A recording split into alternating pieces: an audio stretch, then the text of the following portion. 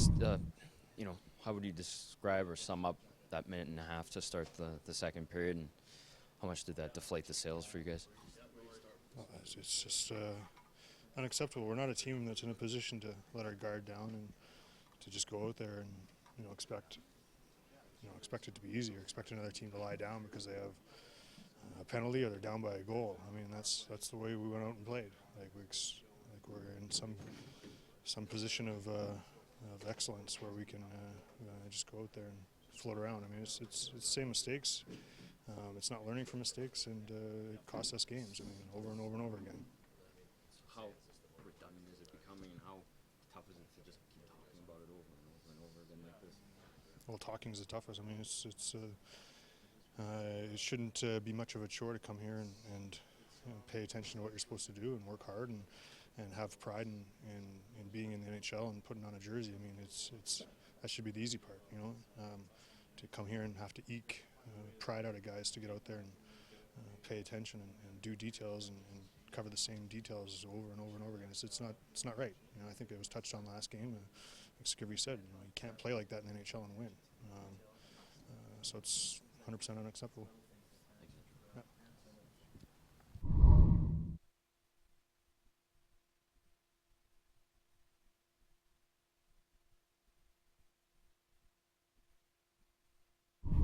Especially on a power play, and at a time in the game where we have the momentum, we can't give it back. We have to find a way to play simple and play fast.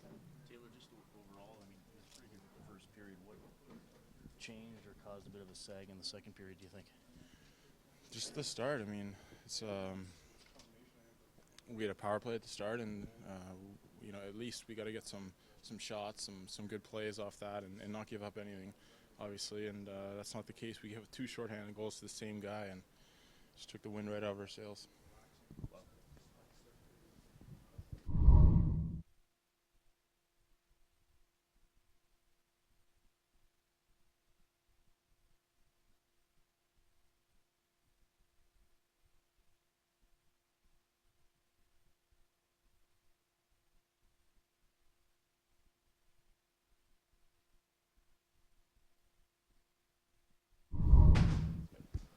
Victor, just, how would you sum that one up? How did you see it from the net out?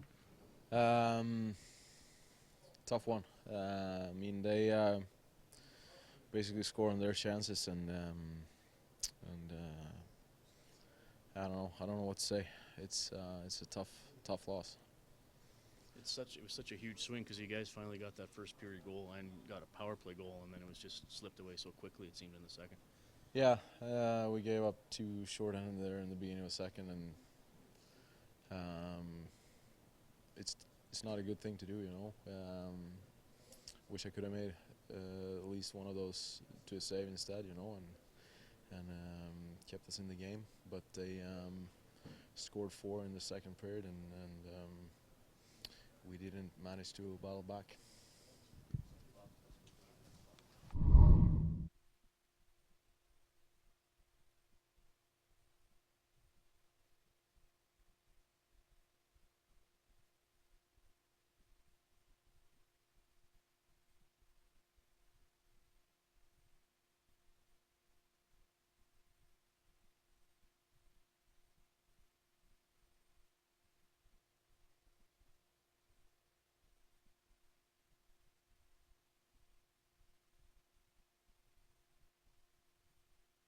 Challenge your team, Don Maloney challenge your team. What kind of a response, complete response, if it was, did you see? Well, it was the first period response I thought was pretty good. We were physical, but we still were turning a lot of pucks over. Before we took the penalty to put them up 1-0, we turned 2 pucks over right away. So I'm glad that the leadership in the room grabbed it, and we played a lot of the game the right way. We got pucks deep. We did what we had to do. Our special teams were excellent. Obviously, Toby getting a couple of shorthanded goals, and our power play got a couple. So it was a much-needed win. And you recognize the situation they're in. They're going to be desperate with what's going on with their team. But I like the way our guys came out, and now the challenge us to continue to do it night in, night out. After period one, though, you could feel the tension in here. All the penalties, you still hadn't scored. How pleased were you with that? Just that second period. Well, we thought I thought we played with great energy in the first period, almost too much energy at times, you know. So we just said, let's just go back at it. We had a couple calls go against us. They said, well, if we work, we'll get our calls. And Toby got out and got us going in that start of that second period, and we didn't look back. You are a big fan of Tobias. Why? Because he's a real good player. He's a smart player, and you know, just reads situations very well. Is a good, skilled player, tenacious on the puck.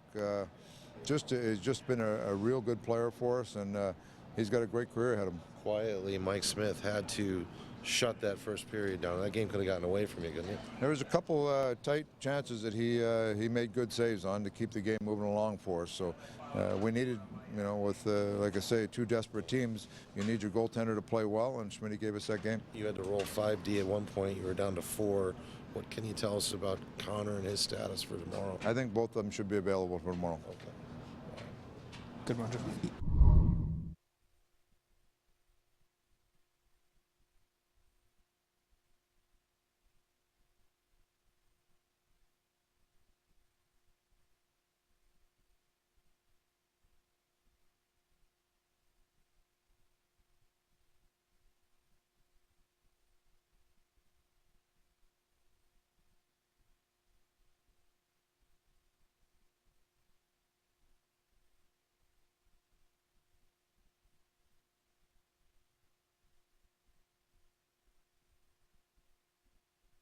Shorthanded goals are something that you can provide, but were you expecting to get 2 on the same power play?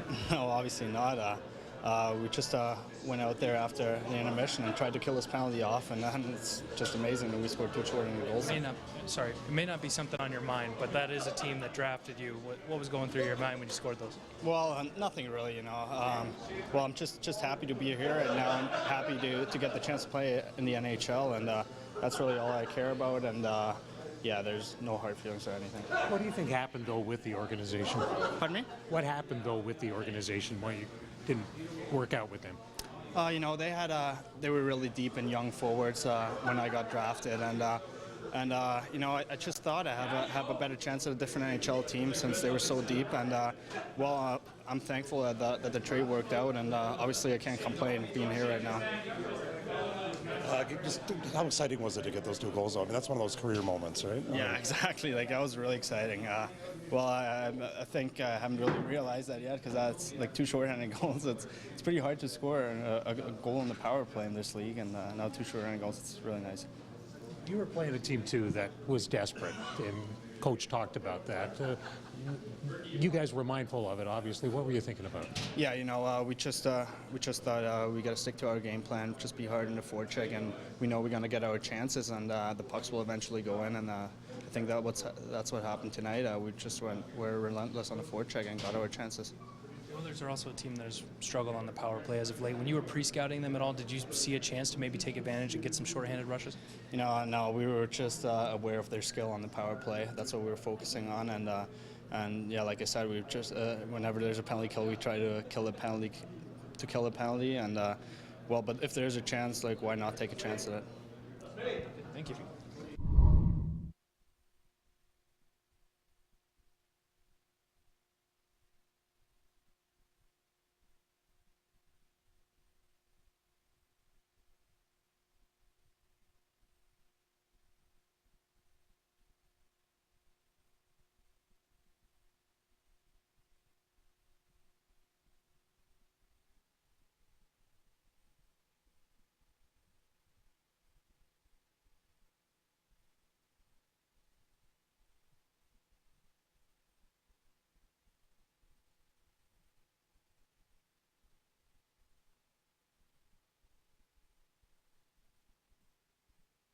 Got to go back to that first period, though. It's an early goal. Penalties are getting called. Your team hasn't scored in a while.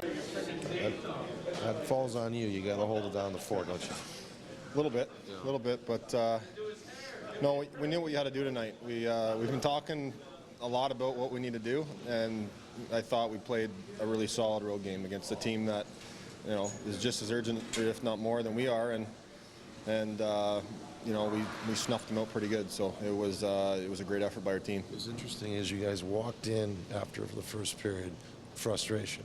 But when you walked out, there was something else. Did you sense that too as you guys walked in the second? Yeah, I think there was no panic in our game. We were down 1 goal. We realized we were in a hockey game. We weren't by any means out of a hockey game, and we knew one shot. We were right back, tied. So, it's not panicking in those situations. I think that you gain confidence from, and we just stuck to our game plan throughout the whole game, and we got rewarded because of it. You practice against him every day. What's Tobias like? Oh, he's just he's got great skill for one, but he thinks the game so well. I think that's what's really kept him up here. He's fast. He's got great skill, but he's a smart player, and he doesn't make many mistakes out there, and that just says a lot about his maturity as a young kid, and he's played big minutes for us. You guys are challenged by your coach and your general manager, and you've talked about this before. It can't be one step and then back again, right? Yeah, absolutely. It's now is an important time for us. It's an important time for us in the schedule. It's a lighter month for us, and we realize that, and we need to get back in the hunt here before Christmas. So, we're done talking, having meetings, and I think we know what we have to do now. It's just about going out there and doing it. The glove save, second period. Well, I caused that myself, so I think it was one where it was more of a I need to make the save than actually a great save. But my puck handling was atrocious tonight. It was probably the worst game I've had in a long time, puck handling wise. But I'll take it if I'm going to get a win. Where's your head at? Good.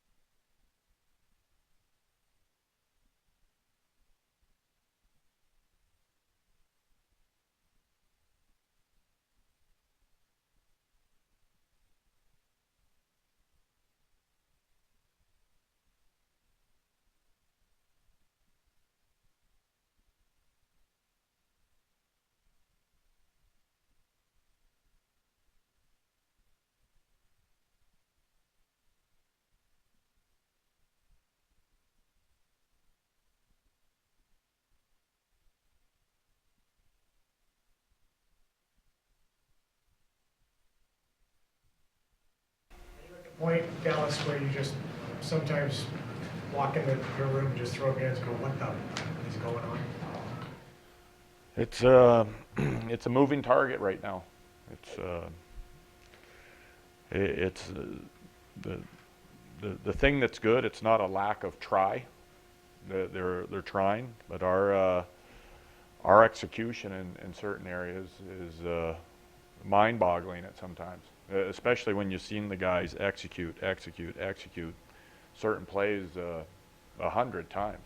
And tonight on that first power play coming out, pretty even first period. Everything's fine. We're settled into a game. We'd gotten a goal on the power play, a breakout that those guys have executed hundreds of times, and it goes south. It's in our net. The second one, shorty. Those are going to happen. Those are going to happen where there's a shot block and there's a foot race. Those are going to happen every once in a while. But the first one's simple execution, and that's it. Is that just lack of concentration, or how do you see it? Well, no, I saw it as we dropped the puck. We had some pressure, and I'm not sure if we were surprised by it, but the pass went right into, I think it was Taylor on the wall. It went into his feet. He tried to kick it to Nuge, and then Nuge couldn't get a stick on it, and they're going the other way. Dallas, Andrew Ferentz just spoke and indicated that there maybe is a significant attitude adjustment needed for some players. And he didn't name any names, but that to have to, loosely quote him, to have to convince players to feel happy to be in the NHL and to pick their heads up is a joke at this level and shouldn't have to happen. Have you seen that in your room? Is it a concern for you? We've seen it along the way over since I've been here. It's been just over a year. And there's always that going on internally, and I will not speak about it out here. I don't think it's fair to any player to do that. Should guys at this level, though, be quote-unquote moping and kind of feeling sorry for themselves, though? That's kind of what we got from Ferentz when he was talking about this attitude. Yeah, there should be no feeling sorry for yourself. You should be scraping and clawing to try to get out of it. The thing that you are going to feel, and I fully understand, is the pain of it. And I'm not sure many would want to be in this situation. And it's extremely hard. So do I want them to feel pain? Does our staff feel pain? Does our manager feel pain? Everybody's feeling it. But you can't be walking around feeling sorry for yourself. And if that's going on, then we're going to address it right away. Are you at the point where the game should get in the way where you just want to shorten the bench, just play the 10 people that are into the game or not making mistakes or whatever? And heck, whether you got a game 2 days from now, the other ones that are making mistakes, just sit the bench. That looks good on paper, because what'll happen is you'll just run those 9 guys into the ground, and then you'll wonder why you're flat the next game. And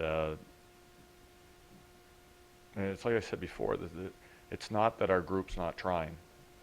It's there. It's execution and understanding the moment, the time on the clock, the score on the clock, all those kinds of different things. What do you do? Sorry, I say, what do you do? I mean, tomorrow, the next day, the same things seem to be occurring here. We just have to stay with it, Terry, and we'll go back in there. And is there a different way to get the message across? Does it mean ripping somebody off of a line? Does it mean sticking with a guy? Does it? You go back to the execution of, okay, we're going to go through this on video. Where are you supposed to be? That's all you do. I'm not going to give up on this team. I'm going to go in there every day with a plan to get better, and that's all the players have to do too. Come in, take the coaching. We've got coaches with unbelievable experience, and we have players with unbelievable experience. And dig your heels in, link your arms, and try to move forward. Thank you. Thanks.